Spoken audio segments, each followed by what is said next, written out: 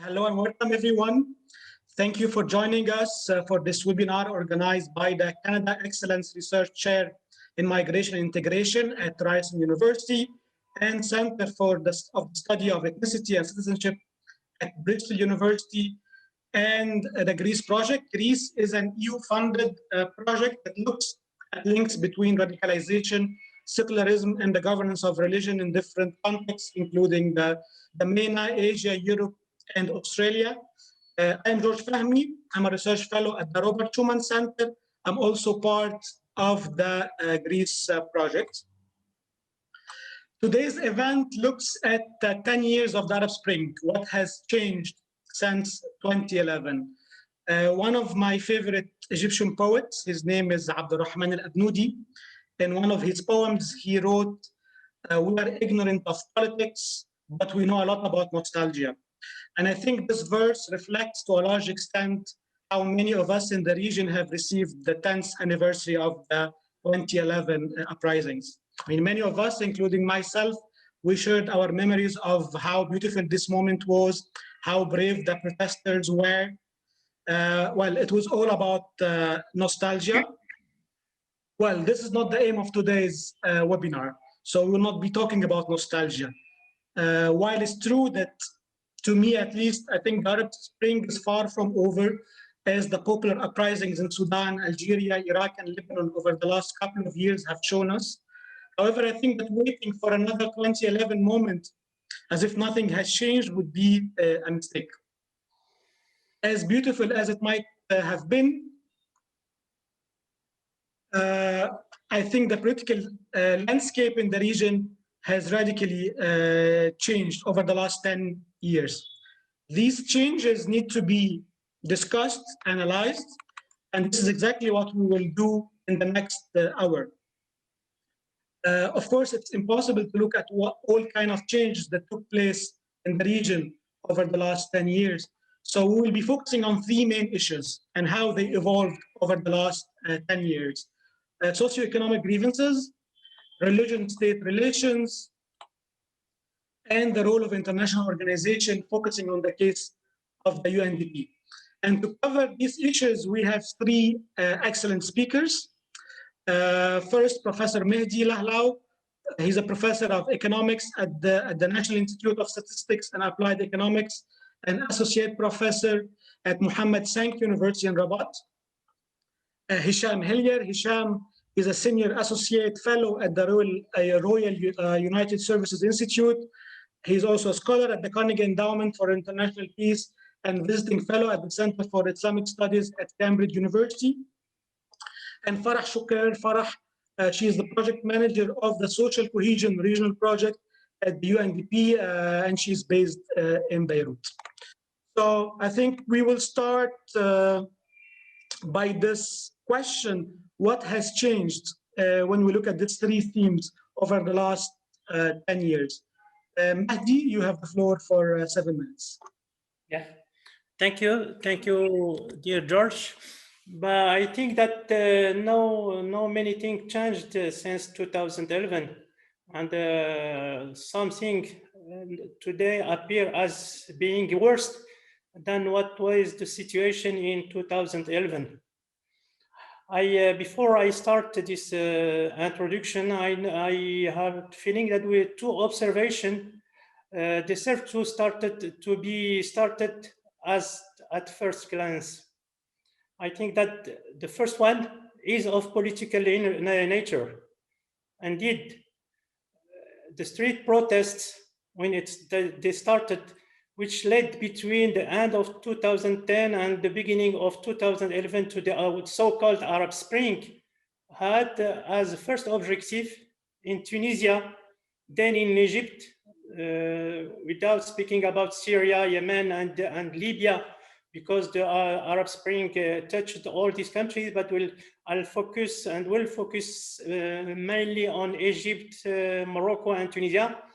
And then in Tunisia, then in Egypt, thereafter dignity, the protest was asking for dignity, democracy, and the end of authoritarian regimes.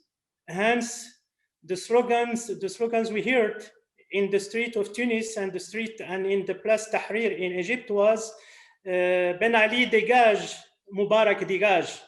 Ben Ali go home, Mubarak go home.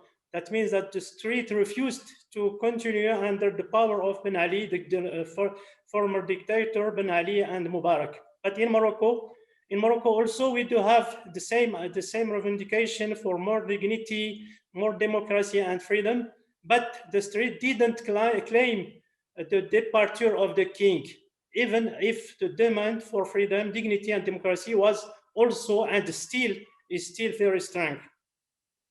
The second observation, which concern the three countries, is the same in the same way, is of economic and social nature, and this is the subject of my communication.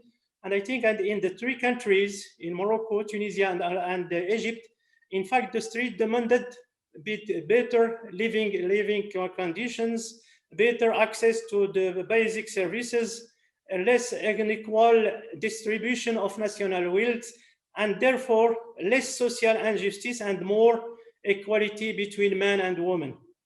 Considering, moreover, that these three nations, Morocco, Tunisia, and Egypt, and I think they look like many other Arab countries, are ranked by the UNDP among those human development is where human development is considered low. It's the case of Morocco and Egypt, or medium, as it's the case of Tunisia.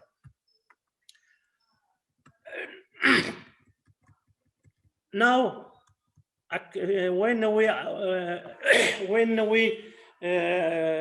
question only the political level, and from a strictly political point of view, the evolution of the three countries during the last 10 years is somewhat contrasted. On the economic and social levels, that the situation has hardly improved in the three countries, even before the coronavirus pandemic. We'll speak mainly about the period between 2011 and the beginning of 2020, as the situation in 2020, according to the pandemic, is totally globally worse in the three countries and in many other countries than it was by the end of 2019. Thus, if in Tunisia, according to political situation, if in Tunisia an air of democracy and freedom continues to blow over the country, thanks in particular to the weight of the middle class, and that also the power of women, of the woman category, the woman in the society, and also according to the distant effect of the school, of the political schooling as followed by Bourguiba. In Egypt, it's a military power today, even stronger than that was under the former President Mubarak. And this this situation has many political consequences on the individual and on collective freedoms. But by the way, we can say that the army, the Egyptian army today controls, and I think that Hisham will speak more better about that than I'm doing now. Now the Egyptian army controls today between 70 to 80% of the economic and the country business. That means that it passed the control of the army passed from about 55% we did during the year 2010-2011, but and today, not only the Egyptian army has the total power, the political power, but also it has also a very important but global and total economic power, and it's controlling about, as I said right now, it's controlling about 70 to 80% of the economy.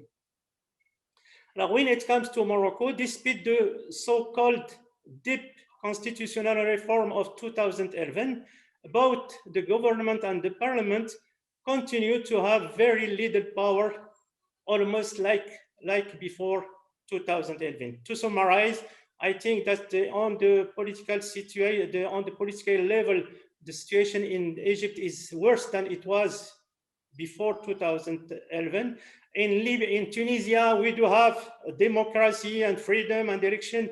Even the global political situation is still it's still not stable. And in Morocco, I have the feeling that the situation is almost the same. And I have the feeling today, since 2 or 3 years ago, that the control of the administration and the state is more important on the society that it was before 2011. Now, when it comes to the economical data, yeah, I'm very surprised that I find that the GDP, the internal product, what we call in economic, the GDP, the gross domestic product per capita, is almost the same in the 3 countries. It's about 2,940 euros per capita in Morocco, in Egypt, and Tunisia. It's a very surprised. I'm very surprised about that. Now, I'm speaking about 2019, but according to the recent evolution, what we can observe is that the situation mainly in Tunisia is worse in 2019 than what it was in 2015.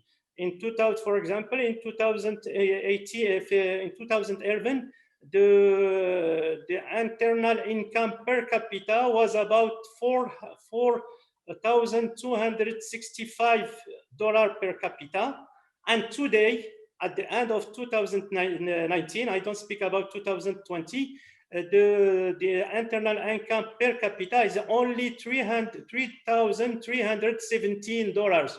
That means that the GDP per capita lost about 22% between 2011 and 2019. And now this evolution leads to more poverty within the Tunisian society, as we do have to speak about another phenomenon. The other phenomenon concerns the devaluation of the Tunisian currency. And today, by the end of 2019, the Tunisian currency was, you have to give about 3.7 Tunisian dinar for having €1, when this exchange rate was one Tunisian 0.88 to €1 in 2011. That means that the Tunisian dinar lost about half of its power, according to the euro, during nine years. That means when the poor class and the worker class in Tunisia cannot move, cannot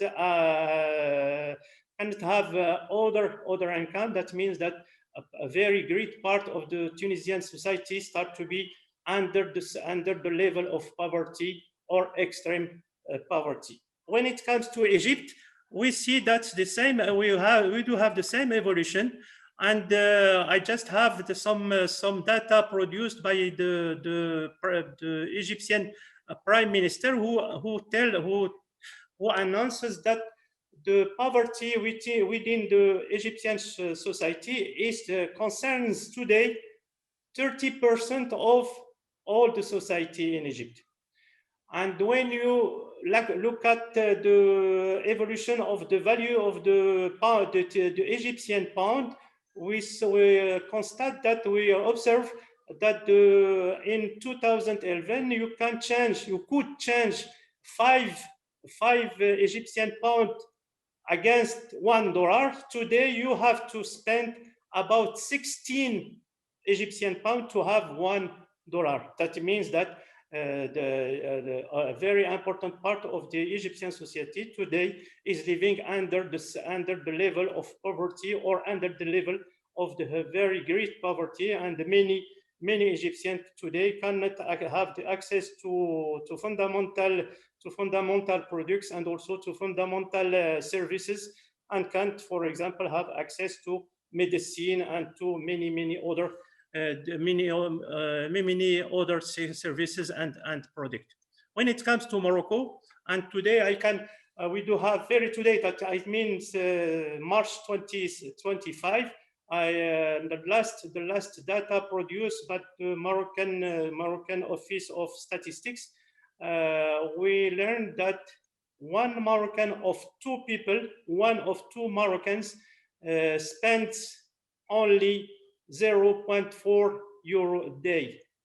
4 dirhams per day. 4 dirhams per day, that means $0.4 per day. That means that the situation of the most important part, more than half population, is very worse, and is even it's worse than what it was in 2011. And here I don't speak about unemployment. I don't speak about migration. I don't speak about many other issue, and also what can be done, and what is the real situation of all the global society. But now this what we saw, that globally, as I start with, globally the political situation is worse in Egypt. It's the same in Morocco, almost the same. Even with less freedom for many protesters and part of the population, mainly the journalists and some intellectual, mostly during the last 3 years, last 2 years. And in Tunisia, the situation on the freedom, democracy is better, as we do have election, we do have parliament, there are a global public discussion, and so on and so on. But in Morocco, as I told you, the king is still has all the powers, and the country is still managed and as it was during the period before 2011. All this indicate that the revolt of 2011 do not reproduce deep political or produce deep political, social, and economic reform, and that this has to happen. But this does not seem to be the path taken by the authorities in Morocco, and even less in Egypt. However, as the same causes produce sooner or later the same effect, it's not impossible that what happened in a violent way at the beginning of 2011 will happen again, including under other circumstance shapes. And this within these shapes, I can fear a greater and even more violent religious or unspiritual religious radicalization. So I'll stop here. Great, thank you so much, Mahdi, for this overview, even if it's a bit pessimistic. But let me move to Hisham. Hisham, what has changed over the last 10 years when it comes to religion-state relations? I mean, Arab Spring, in many ways, has been perceived as an opportunity where Islamists would meet democracy and we end this kind of conflict.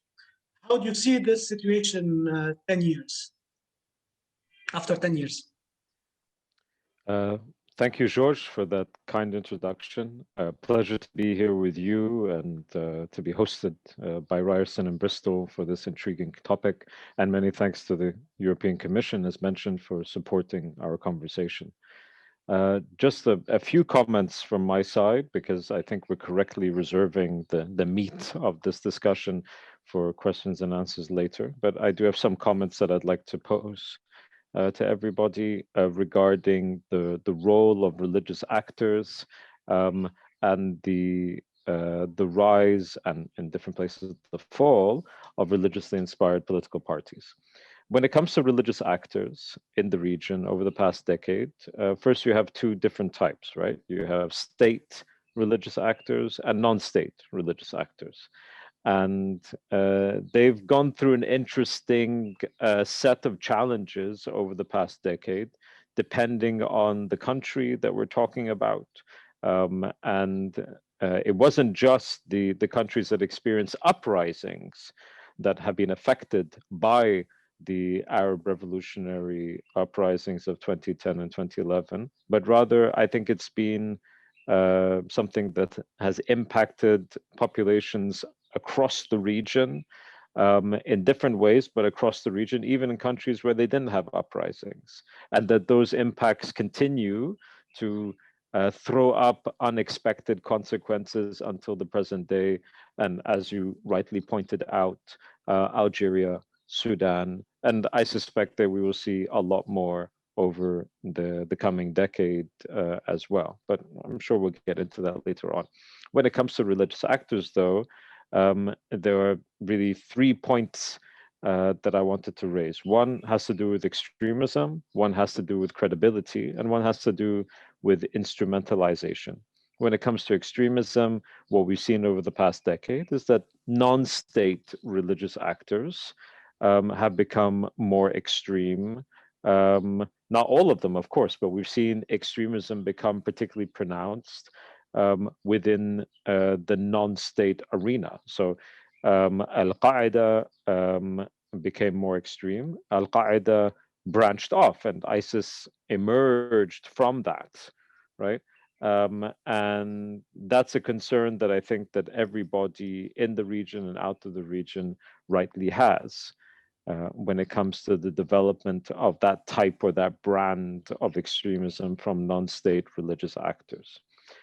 Credibility is something that I think applies far more to state religious actors and to some extent non-state religious actors, to the extent we can talk of non-state religious actors in countries that don't exactly allow for an open and free civil society space, okay, which isn't as common as one might hope in the Arab world today. In terms of that question around credibility, however, I think it's a very important one. What you saw, for example, in a country like Egypt in 2011 was that the religious establishment, the state-backed, state-funded religious establishment, at least on the leadership level, took a particular stance during the uprising itself, where essentially sympathy, not open sort of, attacking of the regime at the time, but sympathy was given to the protesters. And then the leadership of the religious establishment moving quite quickly to try to gain as much autonomy as a result of the flux that erupted during the uprising period and the revolutionary period that lasted for a couple of years thereafter. At the same time, credibility certainly became a question for that religious establishment, because the public was watching to see how is that religious establishment going to engage with power? How is it going to engage with the military council? This was SCAF 1. How does it relate with the Muslim Brotherhood President Mohammed Morsi? How does it relate to the ending of the democratic experiment? How does it relate to etc., etc.? So there are all of these questions that then come up, and credibility of the religious establishment becomes in itself a question for people who look to it and wonder, okay, so how consistent are they? What are they most concerned about? Are they concerned about their own privileges? Are they concerned more about their own standing in society? Are they concerned about the vulnerable? Are they concerned about marginalized communities, et cetera, et cetera? So that's certainly something that I think state religious actors have had to grapple with in countries across the region over the past decade. And then the final part of that particular question relates to instrumentalization. And I think this is important because all too often what we find is that people break down the region into those states which are, quote unquote, pro-Islamist or anti-Islamist. And they then take this to mean that, some states will instrumentalize religion in the public sphere and others won't. And I just don't think that's very useful as a framing, because it's frankly not very true that pretty much every government, every administration in the region does instrumentalize religion in the public sphere, just simply in different ways, and for different purposes. But for political purposes, absolutely. Okay, and I think we have to move beyond this very simplistic framing, and note, more genuine differences. Okay.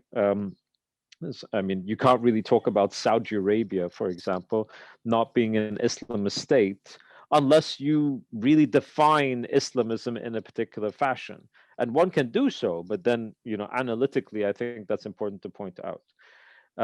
Now, linked to that, and I want to say something small here before we move on to our colleague Farah Shukhair, who I'm very much looking forward to hearing from, and that's the concern around political mobilization expressed through political parties in different countries. That are related to religion in some shape or form. Muslim Brotherhood parties, Salafi-inspired parties, and so on. And it's a very interesting question, and particularly one that's interesting today, where we've just seen the ongoing saga of the Israeli elections, where Bibi Netanyahu's political future may indeed rest on an alliance struck with a Muslim Brotherhood party that has gained seats in the Israeli Knesset. It's a wonderful time to be alive. Just to see these very unusual sort of configurations take place, and the experience of religiously inspired parties within the region, I think, are a very varied one. And they defy, I think, gross generalizations. You have, for example, a country like Bahrain, where the Muslim Brotherhood is actually active in parliament, and there is a very clear presence. And yet Bahrain is also part of what was a coalition of countries that was very antipathetic to Qatar and to Turkey, as an extension, because of the Muslim Brotherhood. Right? You have Kuwait having Muslim Brotherhood politicians in their parliament, the same thing in Jordan, while at the same time having very good relations with Saudi Arabia and the United Arab Emirates, who have defined the Brotherhood as a terrorist organization. Over the past 10 years, you had the Brotherhood taking power in Egypt, and not being particularly successful and failing, and becoming eventually banned with its leadership either in exile or jailed. And in Tunisia, I don't call the Ennahda a Brotherhood party, but certainly part of Ennahda is inspired by the Brotherhood. And Ennahda was a vital part of the continuation of the democratic experiment in Tunisia. Very unlike the way that we saw it unfold in a country like Egypt. So, I think that it's simply a fact of life that religiously inspired parties in the region will continue to exist for the foreseeable future. And they might be in opposition to the state. They might be in positions of authority within the state, and depending on where you are. They might not exist even as parties, but it doesn't mean that the usage of religion, the instrumentalization of religion doesn't continue, simply in different ways. With that, I'll stop because I know that time is short for us, and I hand over the chair back to you. Thank you so much.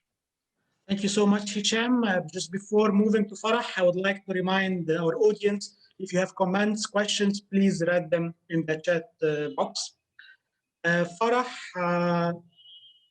as someone who's been working at the UNDP for many years, and the UNDP itself was kind of even unintendedly part of the political debate before 2011 through its Arab Human Development Reports that was kind of used by many opposition groups to kind of advance their own demands.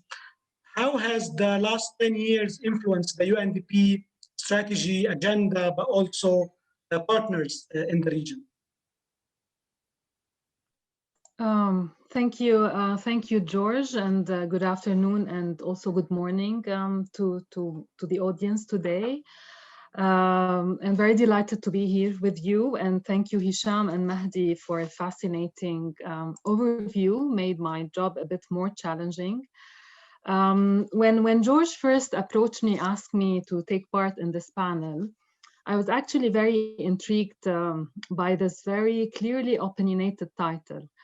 10 years of the Arab Spring, what has changed since 2011. So it's actually giving us two main givens from the start. It's telling us that the Arab Spring is still ongoing, it's a process. And it's also telling us that change has been occurring. And as panelists today, our job is to help record this change, interact with it, and reflect on it. In my short intervention today, I will focus on two main streams of thought. First one is on change. And then the second one is actually reflecting on what UNDP has been doing in the last decade, and also a bit on the couple of years right before the revolution, so actually since 2008, and then how UNDP interacts with partners, its strategy, its mechanism of engagement at the national, regional, and global levels. First, on change. So I work for the regional program at UNDP, and this position gives me flexibility to interact with country dynamics very closely, but also to take a distance and reflect on regional trends. And usually we're asked, very frequently to talk about positive change. So in a way, we're acting like seismographs, these machines that detects and records earthquake, only we're asked to really try to record positive change happening. And I'm very much, as a person, I'm really concerned with trying to record positive change, only because I think this is our duty. Given the ongoing protests since 2011, we cannot really dismiss that and say, well, nothing has changed and nothing positive has occurred. But then with time, what I've realized is that if we observe change from a top-down approach, then the situation is not very encouraging and not to say depressing. And Mahdi has actually given us a very, I don't want to say depressive, but a very realistic snapshot of the socio-economic situation in the Arab region. And in 2018, the Arab Barometer posed a very basic question, asking to 27,000 individuals whether they think that the things in their country are going in the right or wrong direction. And 61% said that they think that their country is somewhere in between. Well, it's not clear whether this in-between situation resembles a state of motionless or whether it is the outcome of forces pushing in opposite directions. And I hope we can discuss this today. In 2019, UNDP also recorded very similar observation with a smaller survey, around 7,000 citizens. 30% believe that the situation has worsened in the last decade, while 22% said it improved. Well, I mean, this does reflect polarization. It also reflects that maybe we have at hand a situation where we have winners and losers. So the winners of this change or of the situation in the last decade think that, well, things have improved. And then also, moving closer into issues that relate to freedom, etc., the situation seems also as depressing. So according to the Freedom in the World report by the Freedom House, only Tunisia out of 19 Arab countries, so only Tunisia is considered free. Kuwait, Lebanon, Tunisia are considered partly free. The rest, very dark image. And also the Fragile States Index. Currently, 6 out of the 20 most failed countries in the world are from the Arab region. In 2010, it was 3. So 3 out of the 20 were only from the Arab region. So again, this shows us, well, if we use generic indices, if we observe the situation from a distance, if we try to take a panoramic shot of the situation is very dark.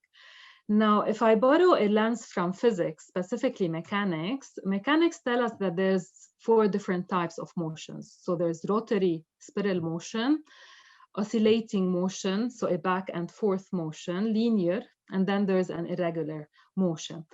But more importantly, what physics say about, for example, Newton's laws of motion is that we cannot record a motion when we're dealing with very small scales, so very small level or small short motion or motionless motion, or very high speeds, or in a situation where we have strong gravitational fields, where the forces, pull and push forces, are continuously acting in this field. So it becomes very difficult to record that change. And this is why, I mean, as UNDP, so the way we operate, we have country offices in the Arab, 170 globally, in the Arab region, 18 country offices. And we have a regional office, and we have a global agenda backed, by the headquarters. At the global level, as UNDP, we abide by something called the 2030 agenda, which actually, I mean, it is a progressive agenda. If you look at it, the actual official document, which was adopted by all UN member states, it's part of it talks about, and this is I'm quoting, the road to dignity. It talks about inclusive society, about freedoms. At the center of it is really a human rights agenda. It differs very much from the Millennium Development Goals, from the previous agenda. It talks a lot about representation. It has the slogan called "Leaving no one behind." So this has been voted, adopted by all Arab member states, including that. Now, at the country level, we abide by something called a country program document, which is developed, jointly with the government, and this is something which could be controversial.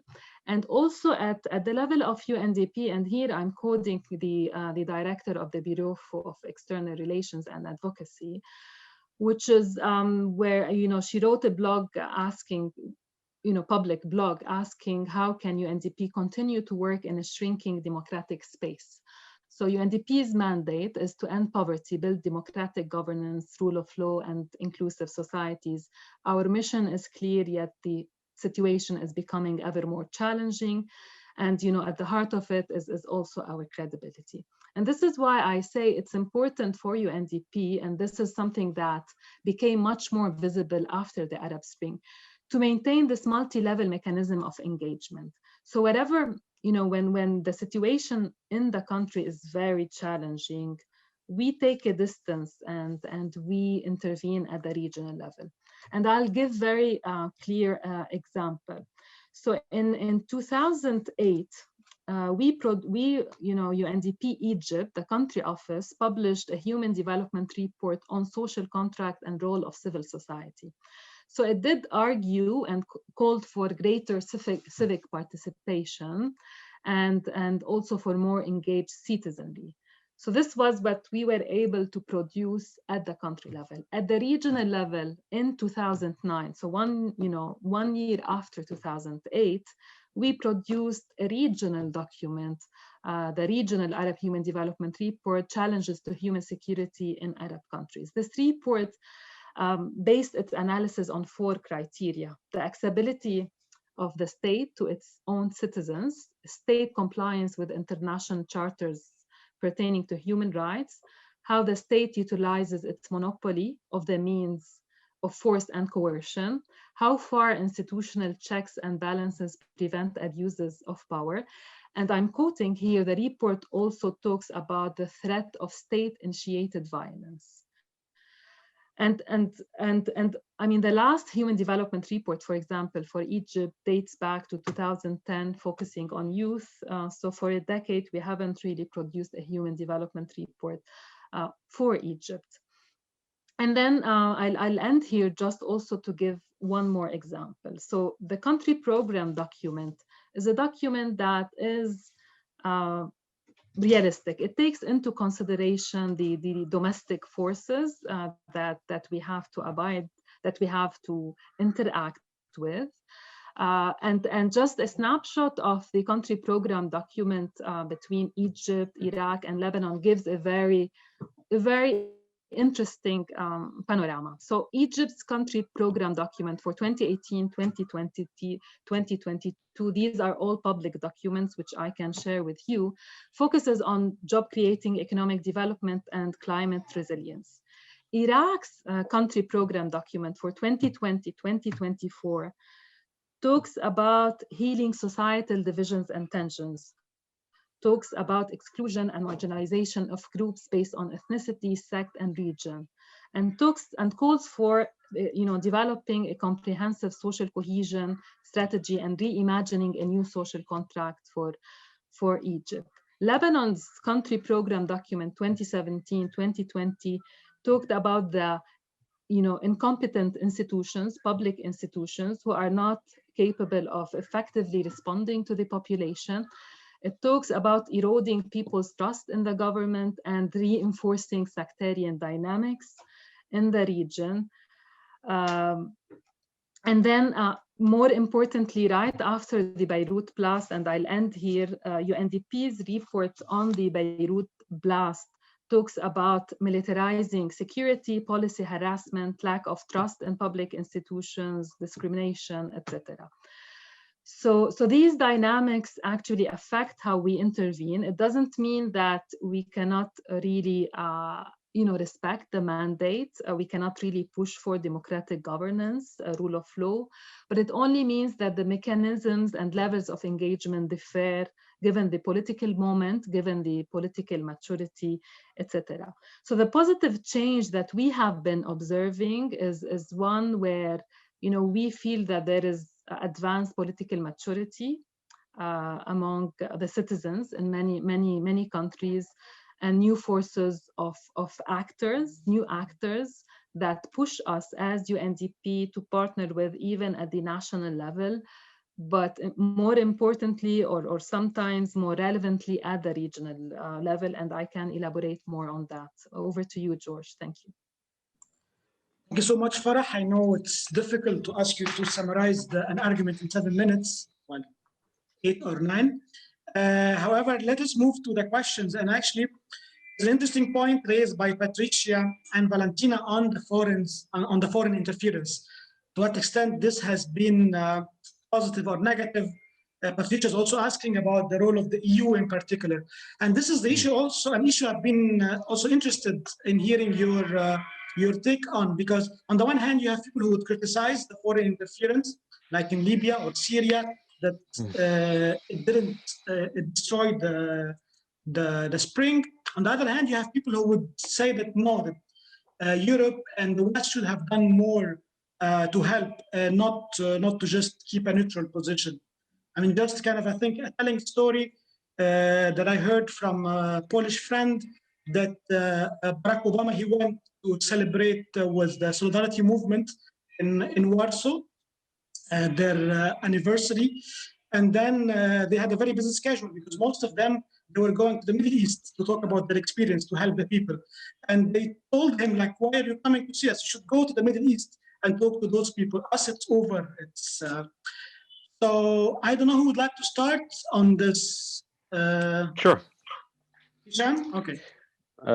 So, I mean, it's a legitimate question. It's a proper one. But before I get to it, I just want to say one thing with regards to external engagement, because the query, not from this questioner, but the query around the external interference, external engagement by powers within the region, but also from without the region, has come up many times in the past decade, and very often is used in ways that I think are quite distressing. Because it very often goes down the route of denying agency to people on the ground.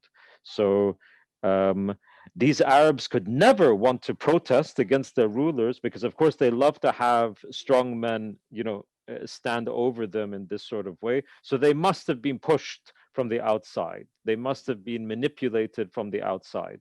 They couldn't possibly want a better life for themselves and their families. They must have been manipulated by the West, and so on and so forth. That's a discourse that I've heard many times, both from very often from supporters of autocratic and authoritarian parties and regimes in the region, but also, unfortunately, people from outside of the region who might be from the far left, who are just engaged in very reactionary politics against their own governments and their own political mainstreams. And I think that's quite disappointing, because it means you really deny the agency of people on the ground to make choices for themselves. And at the same time, of course, it's very true and very obvious that in a region such as the Arab world, there isn't going to be anything that is that substantial and significant, such as an uprising against a government, that foreign actors and foreign parties are not going to want to be not involved in that's not what I meant, but in terms of taking advantage of the situation. Of course, I mean, it would be kind of ridiculous to assume that during the 18 days of uprising in Egypt, for example, that different parts of the EU, as the EU, but also as member states, or DC, or different Arab states, were not frantically trying to figure out, what are we going to do? What are we going to do? And they did do actually very many things. But in the end, Mubarak was forced to resign, and that wasn't the result of quote unquote foreign intervention. That was the result of things that happened in Egypt. The same thing when it comes to Tunisia, for example. And it's too simplistic, I think, to sort of lay the fault for these things at foreign actors, or to put it in that sort of way. When it comes to the European Union in particular, it's a very mixed bag. Okay, the European Union tried, I'll speak on Egypt because it's the country I know best, but the European Union tried very hard, actually, from 2011, 2013, to make a go of engaging with the authorities in Cairo as much as humanly possible, to try to engender the moving forward of a democratic transition. And they failed. And I think essentially they failed because fundamentally of things that were going on inside of Egypt, as well as a lack of support from partners in DC, if I'm frank. But they did try very, very hard. Again, it's very difficult to speak of the EU in this context, because the EU doesn't act on foreign relations as a united entity, even though there is a high representative for foreign relations. But the reality is that member states act in their own interests by and large when it comes to foreign relations. There are many reasons for that, but that's the reality of the situation.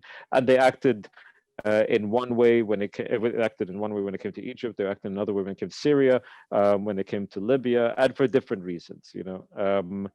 The story of engagement with Tunisia didn't include the fear of all of these hundreds of thousands of brown people crossing into Turkey and then into Europe itself, as compared to Tunisia. So I'll stop there. I'd love to hear from our colleagues. Thank you. Thanks, Hisham. Yeah, George. Yeah. Yeah, you told me that what my presentation was a little bit pessimistic.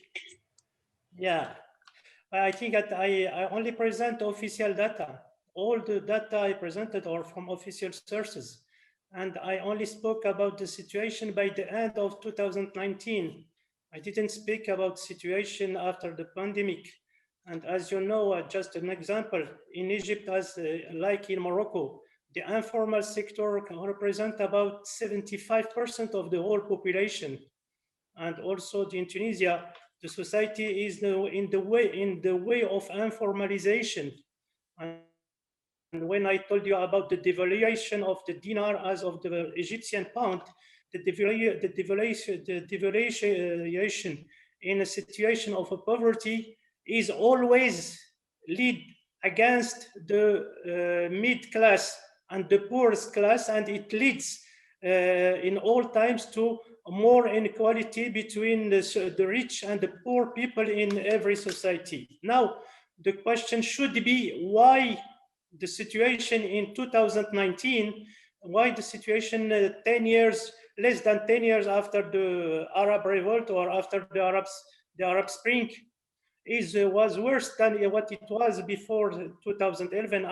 According to me, we can have four responses for that. The first one is that the government, all the government in Morocco, in Tunisia, in Egypt, but also in many other Arab countries, are still following what the IMF, International Monetary Fund, and the World Bank are dictating or imposing to our countries. The economical policies in our countries are still managed by the IMF and the World Bank. And the history, the recent history in the MENA region shows that it's not the best way to follow to find solution against poverty, to find solution for development. The second reason is that the Arab government in Egypt, in Morocco, in Algeria, for example, are still spending a lot of money for arms and for security equipment that take a very great part of our budget in all the Arab countries and almost in the MENA region. And the third reason is that there is no deep reform to transform the society and to reduce the inequality between the rich people and the poor people. And as I said to you before a moment, that in Egypt, for example, the army today is controlling between 70 and 80% of all the national product. It's too much, it's too important. That cannot be the situation in a normal democracy. The army in a normal democracy cannot have the power, the political power, and cannot have the economical power. Or in Egypt, as in Algeria, as in Syria, the army has the total power on the political power and also the economic power. And the first reason also that we're still acting in the MENA region as at individual level. We don't have regional economic integration. Morocco is still negotiating with Europe as only one country. Same situation for Algeria, same situation for Tunisia, for Egypt. And as we don't have any idea about what can be a regional integration, we will stay in the situation which is ours today. We do have to change all these kind of things, and after 2011, this didn't change.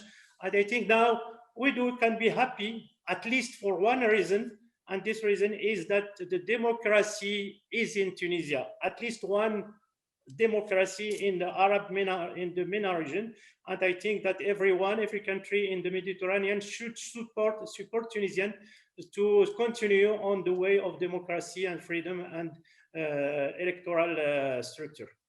Thank you so much, Mahdi. Just a notification that we've been allowed to go 10 minutes over the time, so just telling you. And I'm sorry that I cannot take all the questions, but I can send you the speakers' private phone numbers. Just kidding. Farah, would you like to add something on this, or can I ask you another question? Ask me another question. I'm taking a question from Dilara, and actually I will add a bit to it as well. So Dilara is asking about the future for the youth in the region. And actually, I would like also to follow up on this.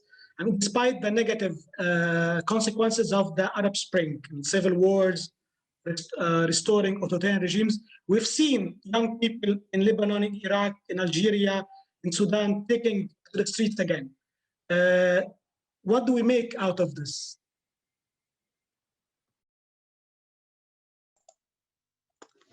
Yeah, I mean, it's difficult to be Lebanese and living in Beirut and talk about the future with optimism.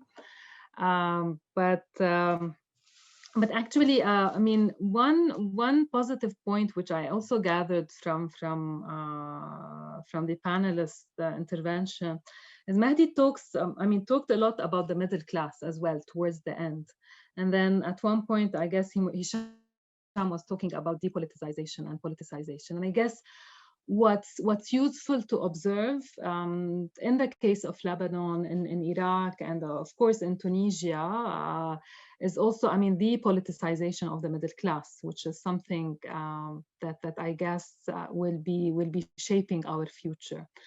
So what kind of future do you see for the youth in the region?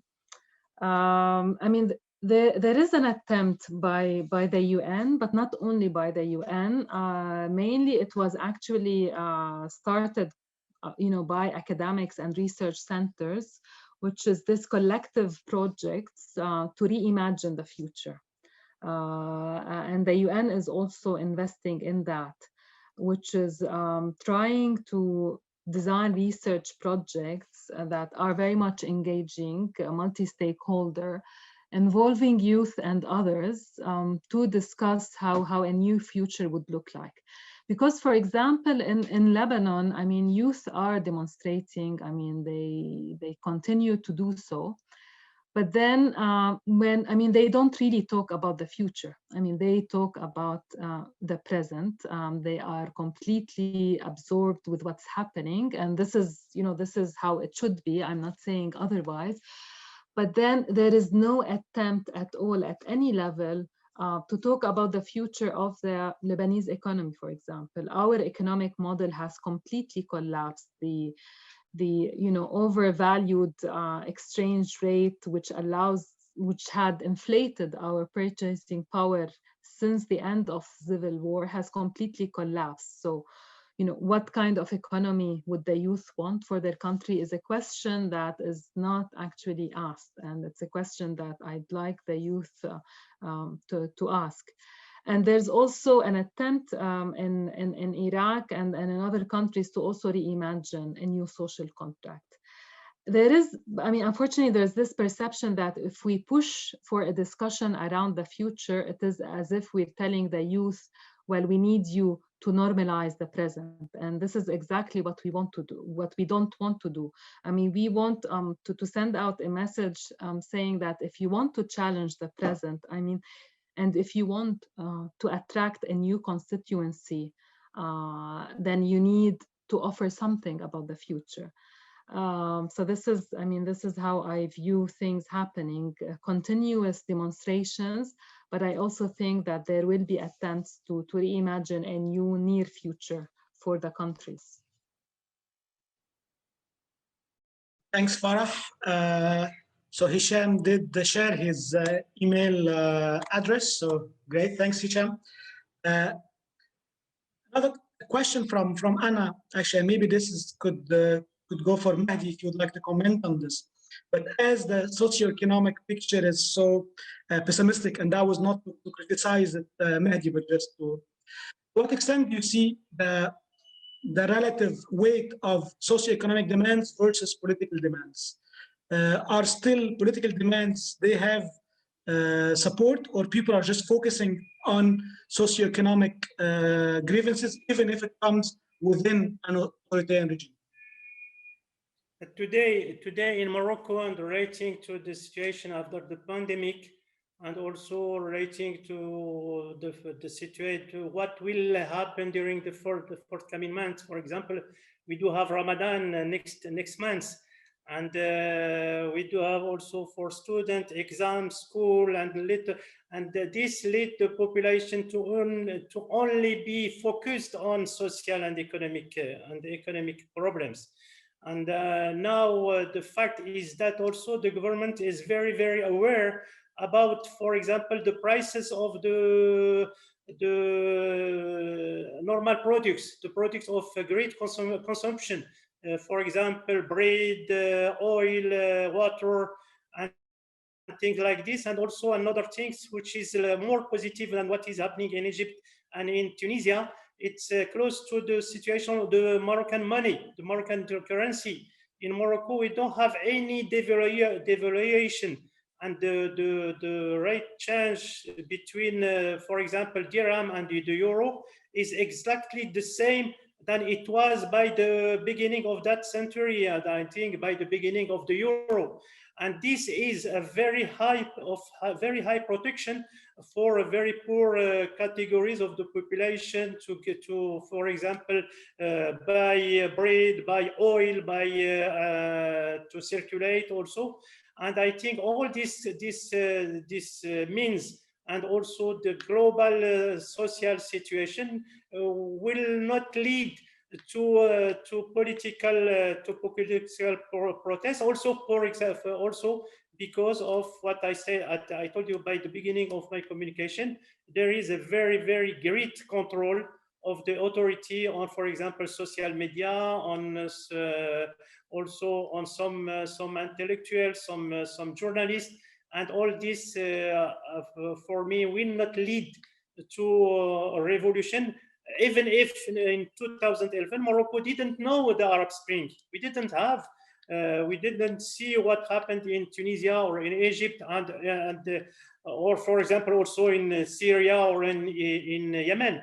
That was only the beginning of the protestation, the beginning of a movement called in Morocco the movement of 20 February. And at that time, the king decided to reform the constitution, and that stopped.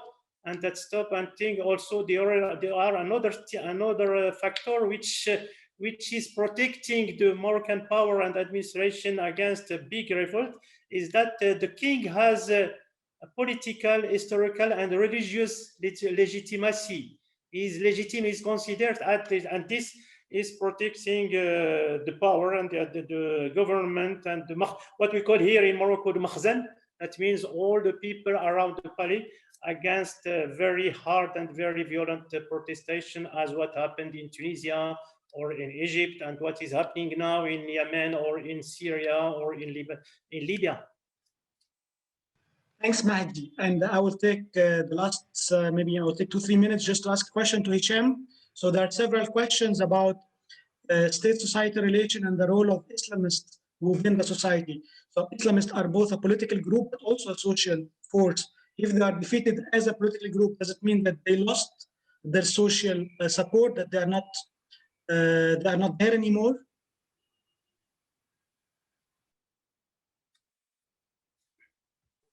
Sorry, I was on mute. Is your question, are they gone? Have we seen the back of religiously inspired political parties in the region? Is that what you're asking? Yeah, but on the social level. So if politically, if they are defeated politically, like in Egypt, for example, what's the impact of this political defeat on the social activities? So I actually don't think that they're gone on the political level. I think that it's a mixed bag on the regional level. I think it's a very mixed bag. So you have, for example, in a number of Arab countries, the Muslim Brotherhood being banned. It doesn't mean that all Islamist political parties are thus banned. You know, even in a country like Egypt that has described the Muslim Brotherhood as basically the source of all evil, the Salafis have a presence in parliament through Hizb an-Nur. Okay, so Islamism and Islamist political parties of different types are certainly continually relevant, but obviously in ways that are very, very different. In other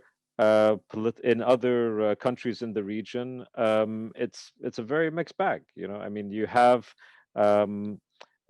religiously inspired political parties in Lebanon. You have it in Morocco, in Tunisia, in pretty much every country of the 22 Arab League members.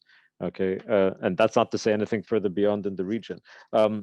So that's on one aspect. On the other aspect, when it comes to the social realities, I think that we should decouple this. And what I mean by that is that the presence of religiously inspired political parties doesn't necessarily mean the same thing socially in all of these different places.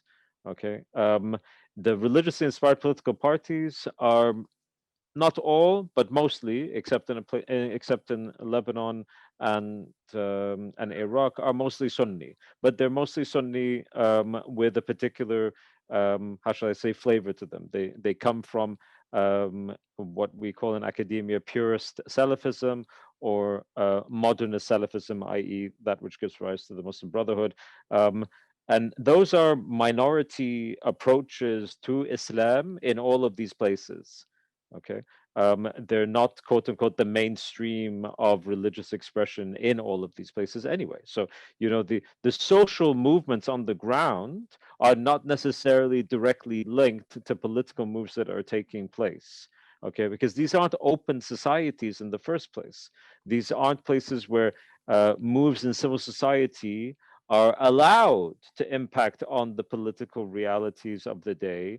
They're usually mediated in, you know, different fashions because of the securitization that is so overwhelming in these places. So and again, even as someone who tries to keep abreast of the region more generally, I have to say it's a tall order for anyone really to say that they know the region. You know, we're talking 22 countries. If we're just talking about the member states of the Arab League, 22 countries that are not all Arabs. Okay, there are Arabs, there are Kurds, there are Berbers, there are a multitude of ethnicities, even languages, religious groupings. It's like people talking about being a Europe experts. You know, Europe has even more languages, right? So I think we have to be very particular and careful and delicate and very specific. Otherwise, we end up making gross generalizations that might sound nice, on social media, but don't necessarily help people on the ground. And that's what I think our focus has to be: helping people on the ground. Great. Thank you so much, Hisham, Mehdi, and Farah. That was really great. I enjoyed really the conversation. Thank you very much for our audience for your questions. And I'm sorry if I didn't have the chance to take all the questions. However, if you're interested in this topic and on the themes we've been discussing, we have 3 pieces coming on open democracy on the blog on Global Extremes, where we will be discussing these issues. So please follow our Greece Twitter account so that you know about our activities and when these pieces will be published. If you're interested in issues related to radicalization and governance of religious fear, this is the focus of our Greece project. Also, please feel free to contact us if you have any questions or if you would like to discuss with us any of these themes. Thank you, everyone. Thank you for the organizers for helping us with this. And I hope we will have the chance to to meet all of us soon. Thank you.